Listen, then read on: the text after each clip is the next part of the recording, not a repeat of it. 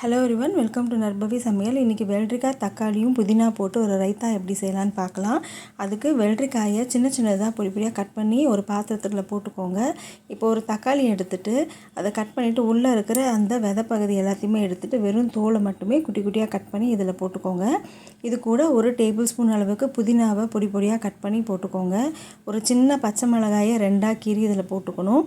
போட்டுட்டு ஒரு கப்பு தயிர் இதில் போட்டுக்கோங்க. இந்த டிஷ்ஷுக்கு தேவையான அளவு உப்பு போட்டுக்கோங்க. கொஞ்சமாக ஒரு 1/4 டீஸ்பூன் அளவுக்கு வறுத்து அரைச்ச சீரக பவுடர் இதில் சேர்த்திக்கோங்க. சும்மா ஒரு கரண்டி தண்ணி விட்டுட்டு இதில் நல்லா நம்ம மிக்ஸ் பண்ணி வச்சிட்டோம் அப்படின்னா சூப்பர் அண்ட் ரிஃப்ரெஷிங்கான ஒரு ரைத்தா ரெடி ஆகிடுச்சு. இது எல்லா டைப் ஆஃப் பிரியாணி கூடயும் அது நல்லாயிருக்கும். ட்ரை பண்ணி பார்த்துட்டு எப்படி இருக்குன்னு சொல்லுங்கள். நான் போடுற வீடியோஸ் உங்களுக்கு பிடிச்சிருந்துன்னா லைக், ஷேர் அண்ட் சப்ஸ்கிரைப். இப்போ இதிலே கொஞ்சம் கொத்தமல்லியை கூட பொடியாக கட் பண்ணிவிட்டு மேலே கார்னிஷ் பண்ணிங்க அப்படின்னா டேஸ்ட் நல்லாயிருக்கும்.